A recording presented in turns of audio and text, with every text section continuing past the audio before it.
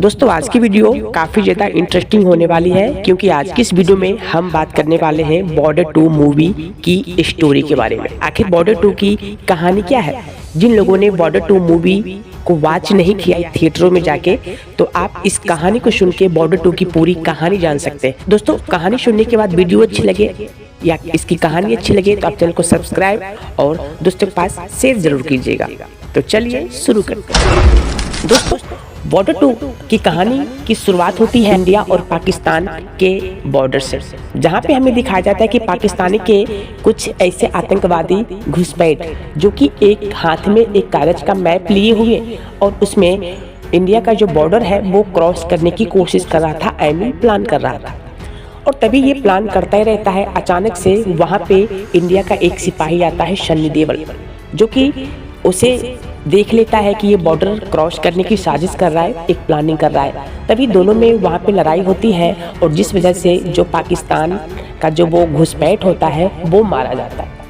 मारने के बाद दोस्तों पाकिस्तान वाला जो है अब इस चीज़ को देखकर काफ़ी ज़्यादा दंग रह जाता है और तभी वहाँ से सनी देओल आगे बढ़ता है, पिलर के पास जाता है। पाकिस्तान वाले को ऐसा लगता है कि ये जो इंडिया का सिपाही है वो इस पिलर को क्रॉस करने वाला है और जैसे ही इस पिलर को ये क्रॉस करेगा मैं इसको गोली मारूंगा, क्योंकि दोनों में ऐसा कुछ नियम या कंडीशन होता है कि जो इंडिया वाला है वो बॉर्डर के उस पार क्रॉस नहीं कर सकता, यानी कि पाकिस्तान में नहीं जा सकता, और जो पाकिस्तान वाला है वो इंडिया में नहीं आ सकता। कुछ ऐसा ही रूल होता है। लेकिन वो वहाँ पे जाता है और अचानक से जो इंडिया के सिपाही यानी कि सनी देओल है वहाँ पे रुक जाता है और वहाँ पे रुक के पाकिस्तान वाले को जोर से एकदम पूरी ताकत के साथ जोश के साथ बोलता है कि पाकिस्तान वाले अभी भी सुधर जाओ, अगर अभी नहीं सुधरे तो ना ये तुम्हारा बॉर्डर रहेगा, ना तुम्हारी सरहद रहेगी और ना तुम रहोगे।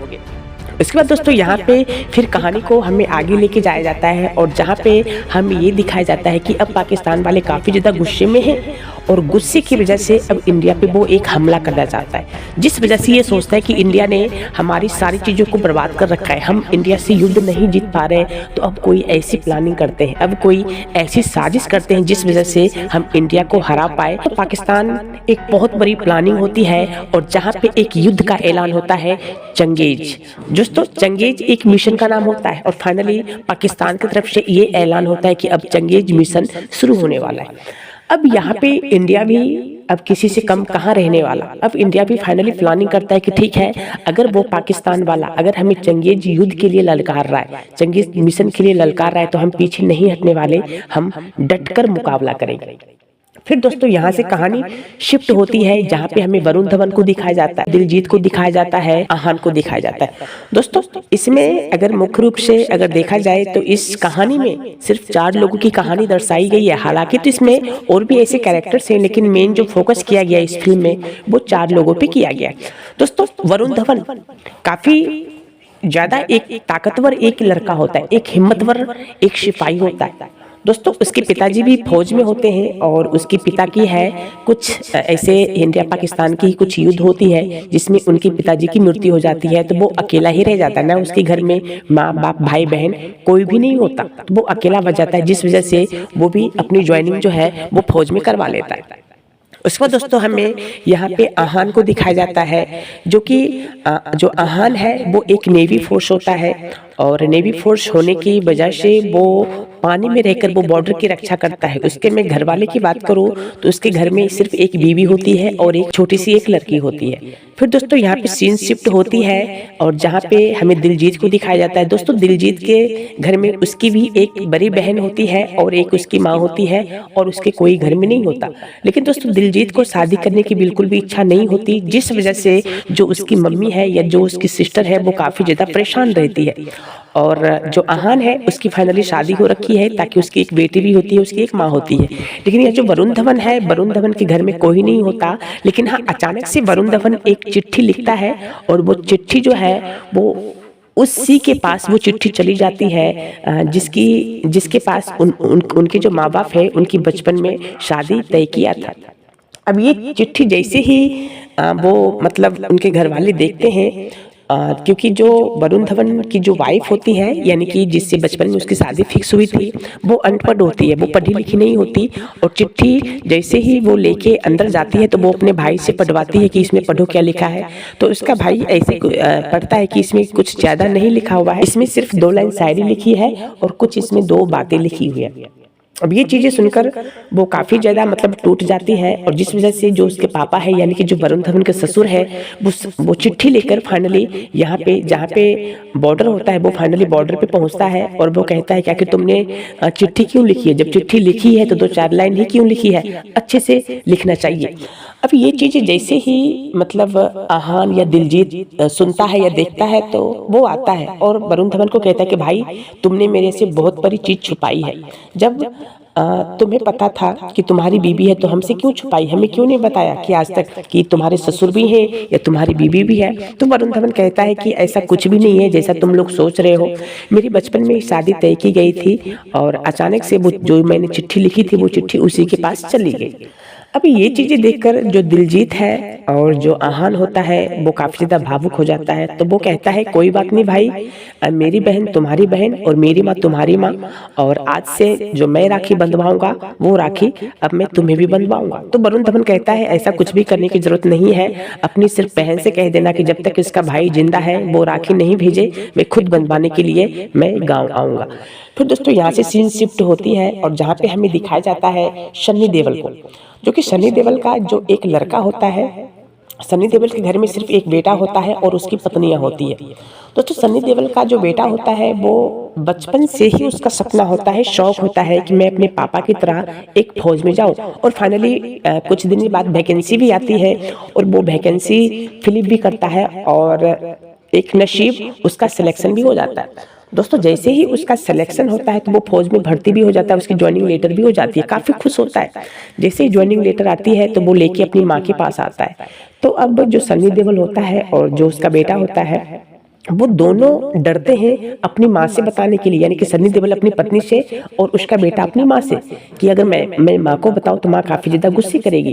क्योंकि गुस्सा करने का रीज़न होता है कि उसकी माँ बिल्कुल भी नहीं चाहती थी कि मेरा पति अगर फौज में है तो मेरा बेटा भी फौज में जाए, क्योंकि फौज में जाने के बाद ज़िंदगी और मौत की कोई गारंटी नहीं होती कि कब उसने ज़िंदगी को जिया और कब उसकी लास्ट समय आ चुका है। लेकिन फिर भी किसी तरह हिम्मत करके वो बताता है, और जैसे ये बातें उसकी माँ सुनती है तो काफ़ी ज़्यादा रोने लगती है। वो कहती है मैंने तुम्हें मना किया था ना, तो तुम्हें क्यों जरूरत थी फौज में जाने की या वैकेंसी भरने की? लेकिन किसी भी तरह जो भी हो उसकी सिलेक्शन तो उसका सिलेक्शन हो ही जाता है, और सिलेक्शन होने के बाद फाइनली वो आर्मी में चला जाता है। फिर दोस्तों हमें सीन दिखाया जाता है 1965 की, जहाँ पे 1965 में कुछ उग्रवादी यानी कि कुछ आतंकवादी जो है पाकिस्तान के इंडिया पे हमला करता है, और जो सन्नी देओल का बेटा होता है काफ़ी ज़्यादा हंसी से अंदर से हिम्मत लगाकर बहुत सारे पाकिस्तान जो सैनिक होते हैं उसको मारता भी है, उसको गिराता भी है और उसके प्लान पे पानी भी फेरता है। लेकिन बहुत सारे सैनिक होने की वजह से वो अकेला नहीं टिक पाता और वो फाइनली 1965 की युद्ध में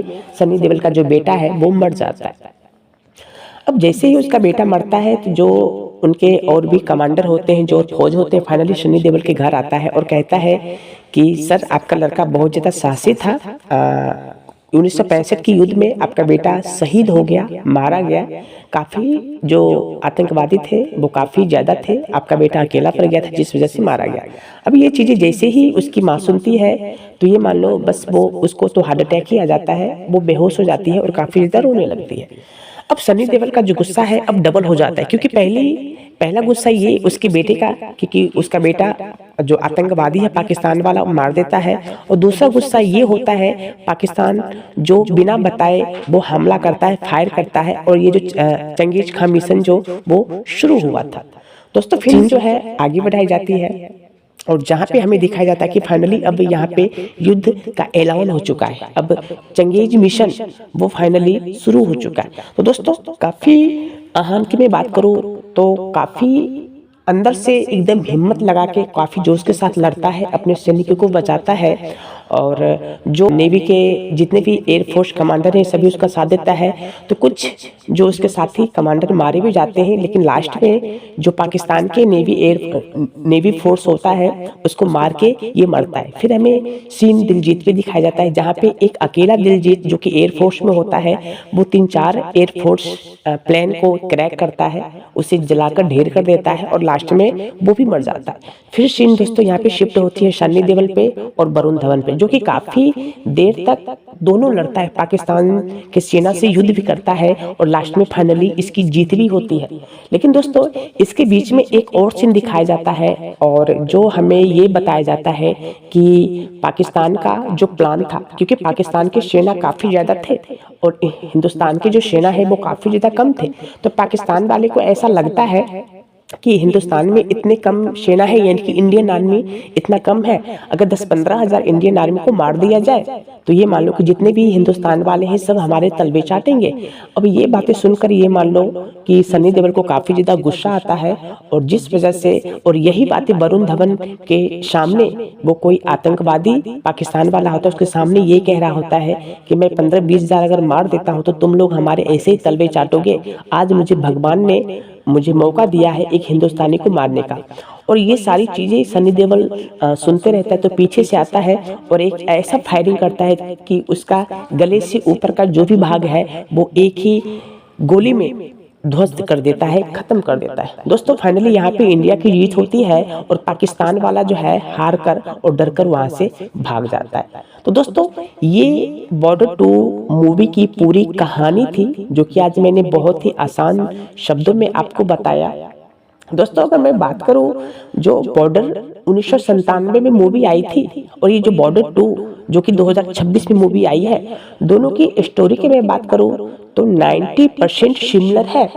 एक्टर की बात करूं तो सन्नी देओल को छोड़कर बाकी सारे एक्टर्स यहाँ पे चेंजिंग दिखाई दे रहे हैं, चाहे अभिनेता हो अभिनेत्री हो, सबके सब चेंज हो चुके हैं। मगर मैं सॉन्ग्स की बात करूं तो सॉन्ग्स भी वही है दोस्तों, बस थोड़ा बहुत उसमें चेंजिंग किया गया है आजकल के ज़माने के हिसाब से। एक्टर की बात करूँ तो सबके सब चेंज हो चुके हैं। बीजीएम की बात करूँ तो वो भी चेंज हो चुका है। यानी कि दोस्तों कहानी वही है, बस इसमें एक नया तड़का लगाया गया है ताकि लोगों को ऐसा लगे कि कुछ हमें नया देखने को मिला है।